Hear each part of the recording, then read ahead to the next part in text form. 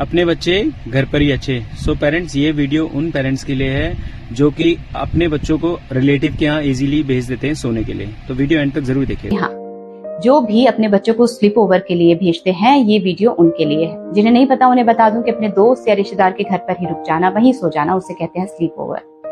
तो मैं ये कहती हूँ कि अपने बच्चों को स्लीप ओवर के लिए कभी भी किसी के भी घर नहीं भेजना चाहिए, ना ही अपने घर पर अपने बच्चों के दोस्तों को बुलाना चाहिए।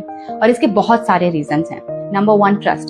अब आप कहेंगे कि अरे वो हमारे बहुत ट्रस्टवर्दी फ्रेंड हैं या रिश्तेदार हैं, हम उन्हें बहुत सालों से जानते हैं, ठीक है माना। लेकिन आप जानते हैं कि उनके घर पर कब कौन आ जा रहा है, उनका कोई अंकल, उनके कजन, उनके फ्रेंड्स, और वो किस तरह के लोग हैं। और रात बहुत लंबी होती है, एक वक्त आता है जब सब सो जाते हैं, तो उस वक्त आपका बच्चा अनसुपरवाइज्ड रहेगा।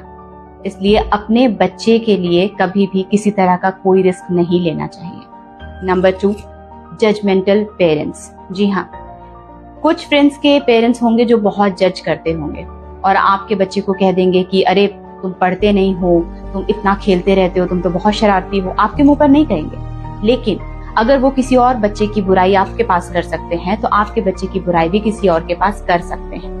तो क्यों अपने बच्चे की ऐसी स्टेटमेंट्स किसी के सामने बनानी है, क्यों अपने बच्चे को एक्सपोज करना है। Number 3, compatibility.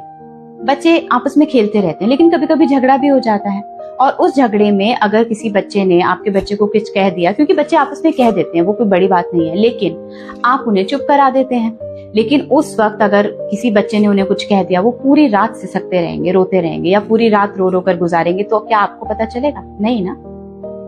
4th, inconvenience. आपको नहीं पता कि किसी के घर का क्या माहौल है, उनका रहन सहन, उनका खान पान किस तरह का है, वो एसी का टेम्परेचर कितने पर रखते हैं, वो आपके बच्चे को कहीं तला हुआ तो नहीं खिला रहे, कहीं फ्रिज का ठंडा तो नहीं पिला रहे हैं, रात में ब्लैंकेट लेते हैं नहीं। ये सारी की सारी चीजें ऐसी हैं कि आप मैक्सिमम देखा गया है कि जब भी बच्चा स्लीप ओवर के बाद घर आता है तो वो अगले ही दिन बीमार हो जाता है और फिर स्कूल से भी छुट्टी करनी पड़ती है। तो आपको अपने बच्चे का ख्याल तो खुद ही रखना है ना। Number 5, responsibility. अगर आप अपने बच्चे को स्लीप ओवर के लिए किसी के घर पर भेज रहे हैं, तो हो सकता है कि अगली बार वो भी अपने बच्चों को स्लीप ओवर के लिए आपके घर पर भेजें। और भगवान ना करे अगर आपके रहते कोई हादसा हो जाता है, कहीं बच्चे को चोट लग जाती है, कोई एक्सीडेंट हो जाता है, तो सारी रिस्पॉन्सिबिलिटी आप पर आएगी। और अगर उसके बिहेवियर में भी चेंजेस आते हैं तो भी रिस्पॉन्सिबल आपको ही माना जाएगा, कहा जाएगा कि अरे उन्हीं के घर से सीख कर आया। तो इस तरह की रिस्पॉन्सिबिलिटी क्यों लेनी है?